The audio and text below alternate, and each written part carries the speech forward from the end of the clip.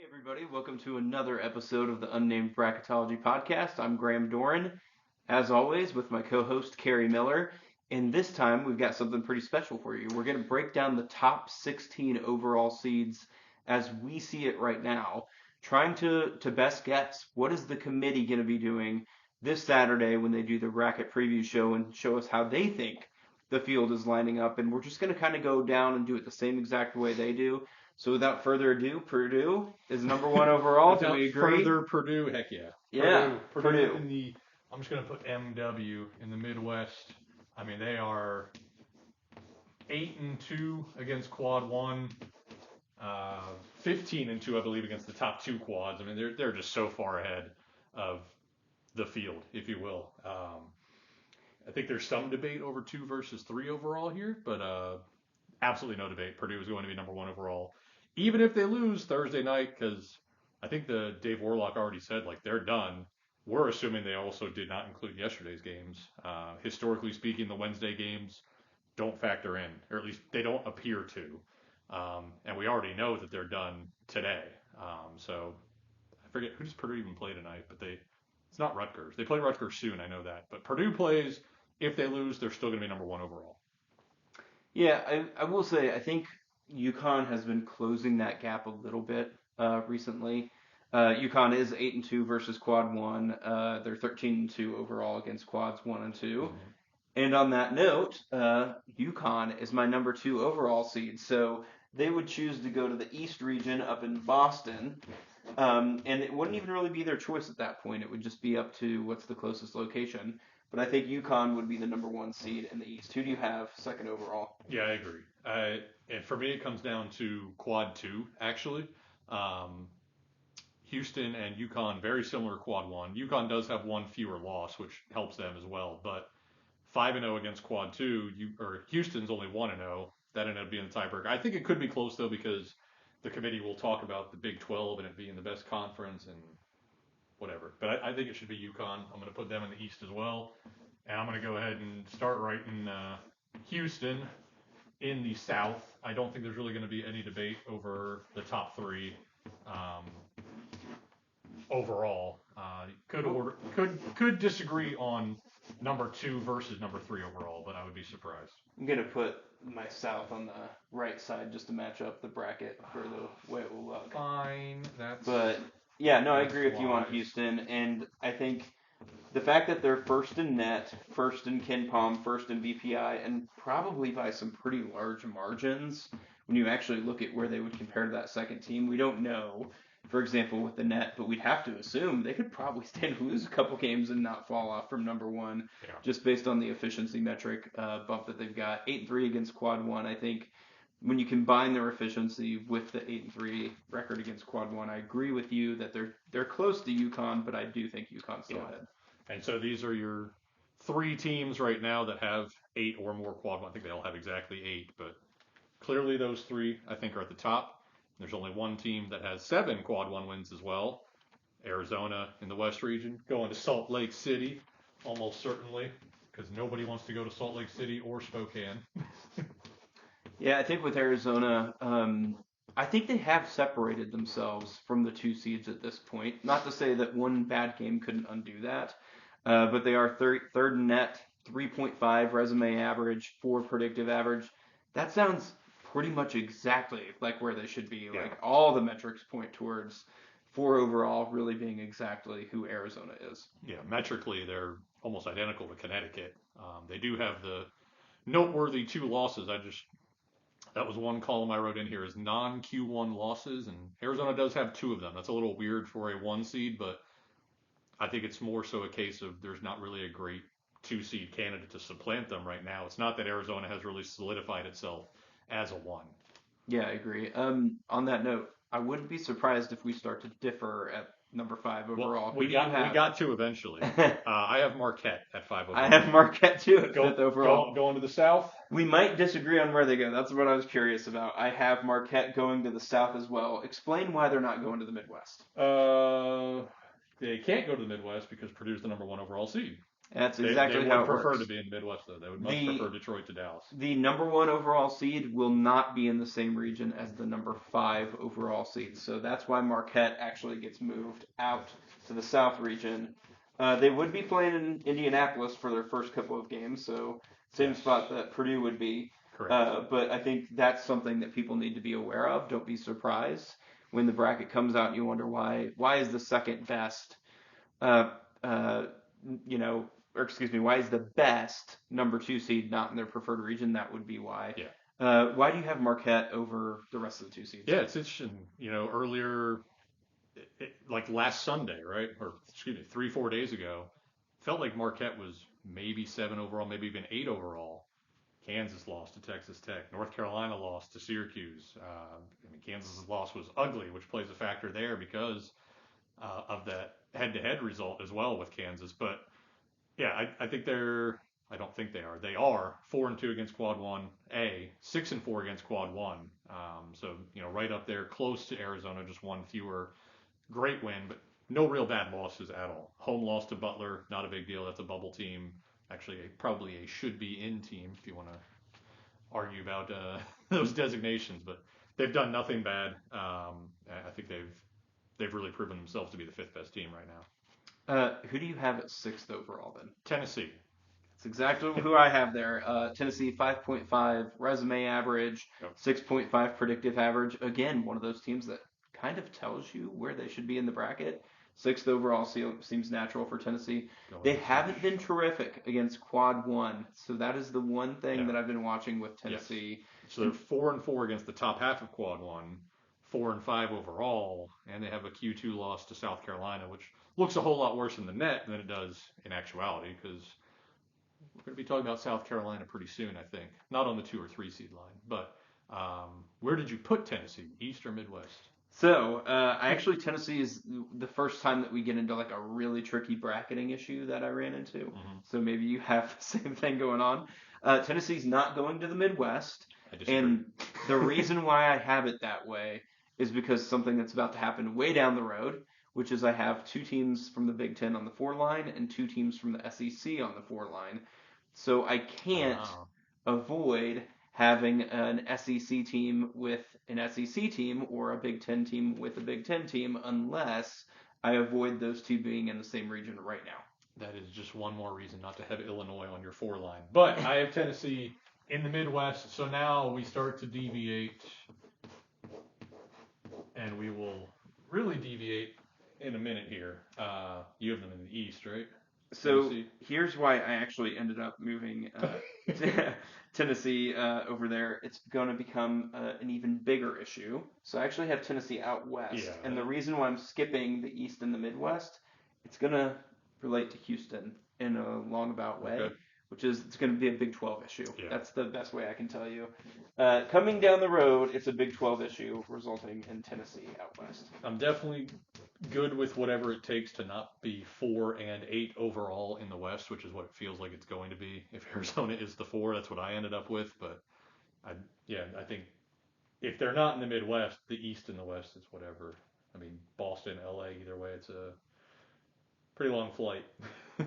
So I do have UNC as my 7th team. Okay. And the reason why is just because I don't think that the committee went too deep into some of the results that happened later on this week. I'm not saying I think they didn't factor them in at all, but I kind of have a little bit of a jumble at my 7 to 9 overall spots. So do I. And I could see them kind of in any order. The one big knock on UNC for me is the fact that they only have 2 wins in Quad 1A. Yes. And I think that could be a problem for them. Conversely, they have a 7.5 resume average. They're 6-4 against Quad 1. So I think they're in this range. Whether they land here exactly, I'm not sure. I think they might get a little bit of a bump for being the conference leader in the ACC. Whether that's right or wrong, I could see the committee doing that. Yeah, 6-4 Quad 1, 10 total wins against the top 2 quads. I don't think I have, outside of Wisconsin, any team farther down my seed list with at least 10 Q1, Q2 wins. So that was tantalizing for sure with UNC, but I am not putting them on my board yet, and I'm not putting my board next either. But Road losses to Georgia Tech and Syracuse. Like you said, the Syracuse one came on Tuesday. If you're not fully factoring that in, yeah, I can see North Carolina at 7. But I think between the two not good losses and just the two quad 1A wins, I ended up at number 9 with UNC. Spoiler alert. I still have Kansas at 7, even though they're 17th in the net, 19th in the predictives. Actually, they bumped up to 14th in the net overnight. I don't know why. What happened with 15 and 16 there, but 5-3 quad 1, 9-5 overall against quads 1 and 2. Similar to North Carolina, they do have 2 questionable losses, but I don't think the losses to West Virginia and Kansas State are as bad as the losses to Georgia Tech and Syracuse. So I have Kansas at 7 overall, going to the East region. And I have Kansas then headed to the.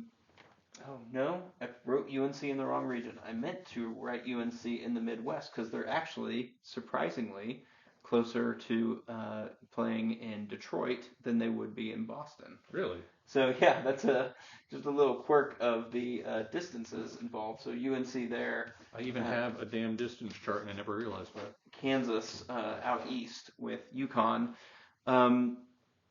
Who's your final number 2 seed? Yeah, let's get into our big debate of the night. We're going with Iowa State here. As I write it. And I've gone on record that I hate having Iowa State seated this highly because of their non-conference strength of schedule. I think it is not a good thing for the future of college basketball scheduling that you can just do nothing in November and December. I mean, there are two worst losses of the season, neutral site games for Virginia Tech and Texas A&M. They otherwise did not play a Q1 or Q2 non-conference game. Like, they were on the bubble 4 or 5 weeks ago. But they've done enough. They don't have anything close to a bad loss. Where are they at? So that Virginia Tech neutral game is their only even Q2 loss. 4-3 against Quad 1A, which is why I had them ahead of North Carolina at 2-2. 5-4 Quad 1. If the committee decides that they don't deserve a 2 seed because of their non-conference schedule, I applaud the committee. I don't think they're going to do that, though, because Kansas State last year was at the end, they were 24th in the net, I believe, 310th in non-conference strength of schedule, but they just stockpiled so many Q1 wins in Big 12 play, which is exactly what Iowa State is doing. If the Big 12 tournament was today, Iowa State would be the 1 seed. Crazy, because they have that head-to-head win over Houston and they're tied in the standings. So I hope it's not Iowa State, but I'm going with my gut and saying the Cyclones get that last number 2 seed. Yeah, I could definitely see the committee going in any direction between UNC, Kansas, and Iowa State. And I'm not even ruling out that they could potentially have Tennessee in that mix either. There's something to be said for what UNC, Kansas, and Iowa State have done in Quad 1 compared to Tennessee. And Tennessee has losses to both UNC and Kansas. So I think Tennessee could potentially be in that mix, but I do feel pretty strongly that they're 6th overall. This is that definite jumble where I could see arguments in any direction. I do feel like the committee will look at that out of conference strength of schedule and say, I hope they do. All of these teams have good wins in conference play, but Iowa State, you beat Iowa and VCU. That's what you did out of conference. I guess that VCU win is now Q2 since VCU keeps beating the Dayton and Richmond. That's climbed up enough, but I mean, let's look at what we're comparing, right? Kansas out of conference beats UConn. They beat Tennessee neutral. They beat Kentucky neutral. Then we've got UNC beating Oklahoma neutral, but also picking up that win over Tennessee. Yep.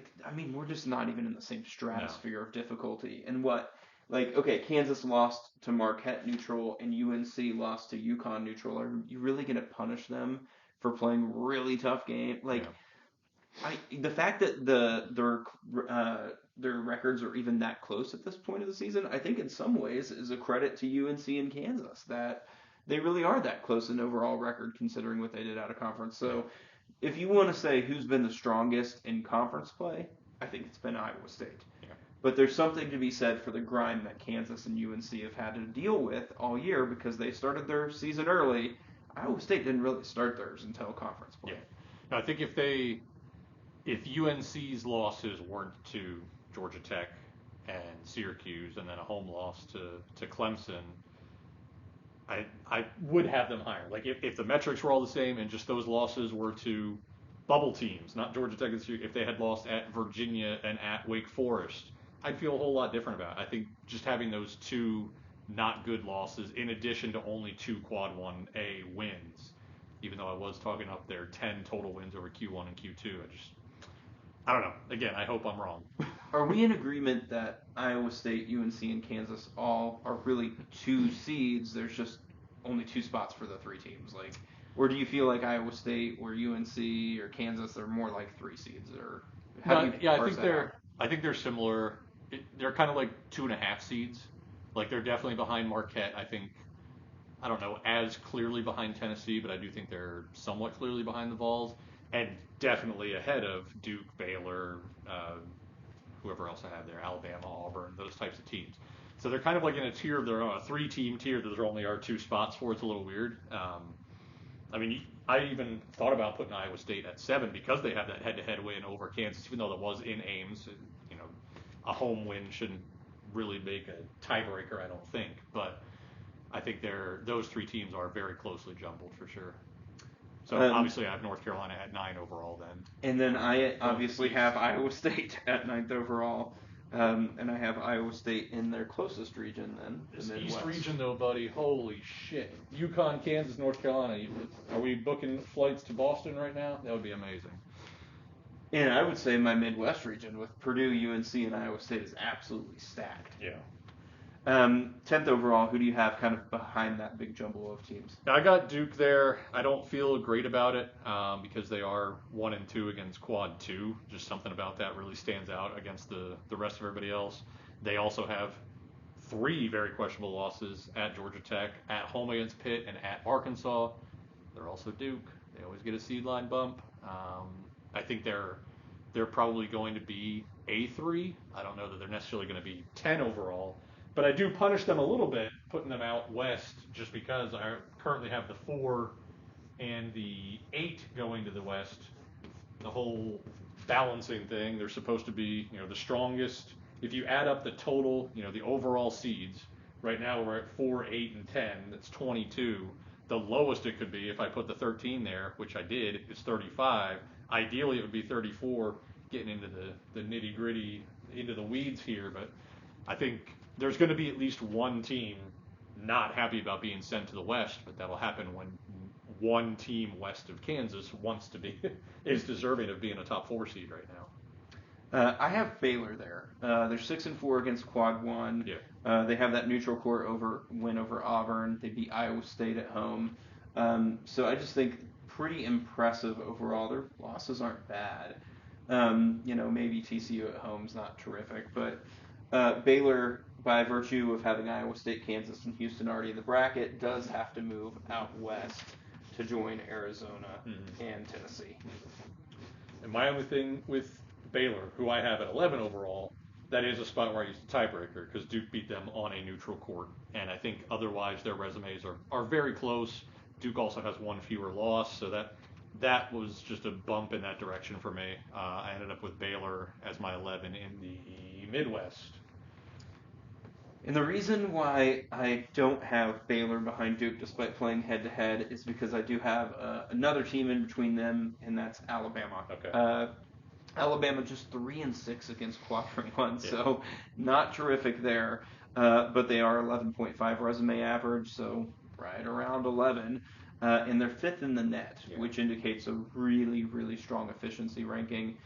So I think this is about the right spot in the bracket for them. Maybe a little generous. I wouldn't have them any higher. But Alabama then goes to the South region because that is their nearest available region without an SEC team in it.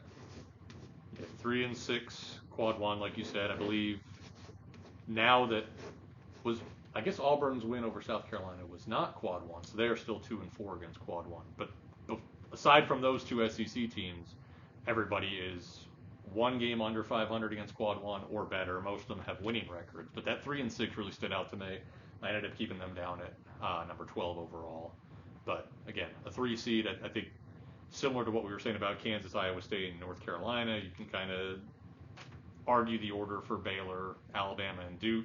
Maybe you prefer the predictives, and then certainly Alabama gets the edge there. Resume metrics-wise, again, Alabama has a slight edge, I think, but just that 3-6 record kind of rubs me the wrong way. I feel like they're going to get punished a little bit at the bottom of the 3 line. Going to the South region, that is. And as you can imagine, based on the fact you've already seen Baylor and Duke come up with him, Duke is my final team that I would be having go into the East region because it's the only remaining bracket. And we're looking at this. Isn't this amazing? You've got UConn, Kansas, UNC. I've got UConn, Kansas, Duke. I can't even imagine the media storm if those teams were to potentially advance to a Sweet 16. And if Kentucky is the 8th seed in that region. My top top 4 seeds, so 13th overall, is one that I don't feel great about, but one that I kind of feel like the committee's going to give a little bit of the benefit of the doubt to, and that's Illinois. They are. Wow. I thought you had them at your bottom 4. No. 4. All right. Let's hear this one. They are 13th in the net. They have an 8.5 predictive average metrics in their metrics. They are just 3-5 against quad 1, but I do feel like when you look at the team, the losses that they've had, they aren't bad losses per se. And I kind of wonder if the committee will look at those and say, okay, you don't have a lot of great wins. Let's just get that out in the open. But you also have a really good resume average, and your losses aren't bad. And a lot of teams out there have bad losses. I kind of feel like this is almost a tribute to the Big Ten by having Illinois that high. What I mean by that is, I mean, really, like, I think you look at the Big Ten, you think there's not a whole lot of bad teams in the Big Ten. When you actually, like, look down at the worst teams in the league, their bottom is better than other leagues' bottom. And I feel like there's no real easy games. There might not be a lot of hard games, but this is, I think, recognizing the general quality of the Big Ten. I think Illinois might get a little bit of a bump for not taking some worse losses along the way. I don't even know what circles you are talking yourself into right now. They do have a home loss to Maryland. That was not good. That's a Q3 result. I know Maryland is okay. They've been better over the last month and a half than they were early on in building a horrible resume. But Illinois I have is not on my 4 line. I would have them as a 5 seed right now. 0-4 against Quad 1A. That's the big thing with me. And also the loss to Maryland. The metrics are great. I can't argue that. And usually the top 15 net teams, unless there's a really good reason not to, they do end up in this top 16 reveal. But I don't have BYU in my top 16 either, and they're even higher than Illinois in both. I guess Illinois has them beaten Ken Palm, but BYU is definitely higher in the net. I will say there's a lot of gut going into this one. That I think the committee has taken teams that I'm not as high on over the years, like the Creightons of the world, that I'm just like, but they didn't really beat anybody, and the committee has still shown them a lot of love. And I kind of feel like this Illinois team fits that pattern. I think 2019 Virginia Tech was another team who they had 4 quadrant 1 wins. They still ended up getting a 4 seed despite really not a ton of quality wins. And I think it's partially that when you're in that zone and you've got great predictive metrics and you don't have bad losses, I think the committees tend to show some love to those sorts of teams. I don't remember the full resume of that Virginia Tech team. I'm going to assume they beat Duke, and that's just a quad 1 AAA win for them. Anyway, my 13 overall is Auburn. I was going to have them at 15. I feel like even if they did end their discussions before that game against South Carolina last night, there's no way they're going to put South Carolina ahead of Auburn after a 40-point blowout. Like they had an emergency podcast type of phone call, and they're like, we got to switch this up real quick. So I have Auburn up to 13 overall, but going to the West region, which again they would not like to do, but just for balancing purposes, that's where I ended up.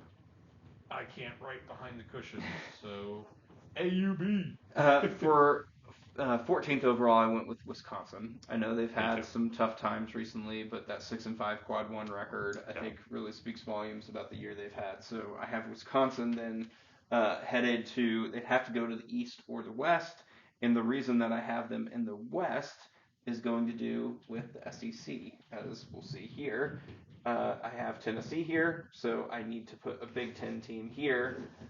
And that has to do with your Auburn versus South Carolina debate. Yeah. I had South Carolina 15th overall, and I feel like this is one of those situations where the committee. I had South Carolina 15th overall, Auburn 16th overall, and I feel like it's like, even if it's a text message or like, hey, we got to hop on a conference call for 3 seconds, like, does anybody disagree that we should just flip those two? Yeah. And I really feel like that's what the situation is. So Auburn then gets the next closest region to them, which is the Midwest, resulting in a stacked Midwest region. And then the final team in my top four is South Carolina, headed to the East. Would South Carolina be a top four seed for me if I were creating this just today? No. But I do believe the committee took into account what happened basically up through Tuesday, maybe a little bit of Wednesday morning, and did not factor in the result more than like a, hey, let's just like switch these two. Yeah. Heading into yesterday, South Carolina was like 11th in the resume metrics, 45th in net, 47th predictives. Even if it had been a close loss, I think they could have justified not having South Carolina in. And I did keep them in because I tweeted about it. I told myself repeatedly, like, don't overreact to Wednesday, don't overreact to Wednesday. So I have Wisconsin at 14, South Carolina still there at 15. Can't even read. Where do I have them? Wisconsin's here. And then my 16 is Dayton, and I don't love that at all. I also have South Carolina in the East. I think 16 is totally up for grabs. Even though I kind of poo-pooed Illinois, I could see them getting it. I could absolutely see BYU getting it since they're ninth in the net. Outside of teams we've mentioned thus far, what's one surprise team that you think could get a spot that wouldn't surprise you that much? Can I say two different teams? Because I think there's two teams. Sure. I think it's Creighton or Clemson. I don't even think it's either of them. I think it's Texas Tech. Texas Tech is not top 16 in any of the metrics, but they don't have, Dayton and Illinois are both winless against Q1A. Texas Tech has 3 of those wins. Wisconsin just can't beat anybody lately. Maybe they decide that Texas Tech should be in there instead of Wisconsin. I would not be able to make the case for. I had Texas Tech as a 7 seed before that Kansas game, but if they started talking Tuesday morning, they're just like, holy shit, did you see that game last night? That might factor in some way. Yeah, I could definitely see Texas Tech. I could possibly see San Diego State as well. I think the teams that this conversation will revolve around are probably going to be those four. For the who's just outside of the bracket, are there any teams that you think they'll mention as being discussed but not being a part of the top four other than those four? Outside of, so what I have Illinois, BYU, Texas Tech, Creighton, Clemson, San Diego State. Like those are the 6 that I was kind of close on. I don't think there's anything beyond that will even be mentioned. I mean, Utah State metrically is kind of there, but they don't have the wins. Okay, let's do that real quick. Who are the 4 teams that you think will be the 4 teams voted on, but not making their way into the top 16? So I would not have Creighton or Clemson from that group that I said. So I think I have Illinois 17th, BYU 18th, San Diego State 19th, and then Texas Tech 20th. And I wouldn't be completely shocked if Texas Tech sneaks in there ahead of Dayton. Okay. I think it's going to be probably in alphabetical order. They'll say Clemson. Oh yeah, they won't Creighton, say what order they decided. They will be in alphabetical order. I think they'll say Clemson, Creighton, Dayton, and Texas Tech. Those will be the 4 that I think were considered. I think BYU and San Diego State maybe become a part of that group, but I don't think they're going to be in the top 16. I think if there's a top 16 team, it's going to be from that group of Clemson, Creighton, Dayton, or Texas Tech there at the end. Creighton, I had as my top 4 seed like 3 days ago, and I don't think they've lost since then. I don't think they played since then. But this exercise forced us to look more at those 4 and 5 seeds than I have in a long time because we always focus so much on the ones and on the bubble, and we don't worry too much about those middling seeds until now. Creighton is I think they have 5 losses outside of Quad 1A, something like that. Only 3 particularly noteworthy wins. Their metrics kind of across the board are in the 20s. I think they're looking more like a 6 seed now. Like just by scrubbing it, I went way down on Creighton like almost overnight last night. I think all of my top 3 seeds are safe to be somewhere in the reveal. Alabama maybe possibly could be a surprise exclusion, but I Just think because they're they're they're three and probably six, going to be there. maybe. Um, but like, would it surprise me if any of Auburn, South Carolina, Wisconsin, or Illinois aren't in it? No. Probably Auburn, I think, is the most likely to be a part of it from that group, and I Yes. just say that just because their metrics are so nice that it would cause a lot of attention to the committee if they didn't include them in the top 16 right I now. think you either have to include both Alabama and Auburn, or you have to just exclude both of them. Yep, yep, I think so too. Wisconsin, I know a lot of people don't have a lot of confidence in them. I'd kind of be I think Illinois, South Carolina are more likely to be out of this group than Wisconsin. I think Wisconsin's a fairly safe bet as a top 16 team. Yeah, I do too. I had them 14. It's really just Dayton and South Carolina. And as you were saying, if we were doing it today, assuming that all the data was complete, whatever, like if that South Carolina loss definitely counts against them, I would not have South Carolina in right now. Yep. I think when I do my updated bracket, regardless of what the reveal says on Saturday, I'm certainly going to have South Carolina at five or lower. Yeah, I think we should prepare ourselves for if we do hear South Carolina's in that top 16, not to overreact to it too much. The committee would surely say, well, it's a long year. They only have 4 losses. They have some great wins. They won at Tennessee. But we know the real story. If they're in the top 16, it's because they didn't really factor in that Auburn Yep, result. 100%. But they won't admit it. Yeah.